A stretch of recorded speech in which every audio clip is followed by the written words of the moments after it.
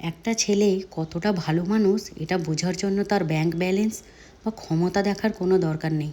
শুধু একবার দেখুন তো, মায়ের চোখে জল এলে তার বুকটা কেঁপে ওঠে কিনা।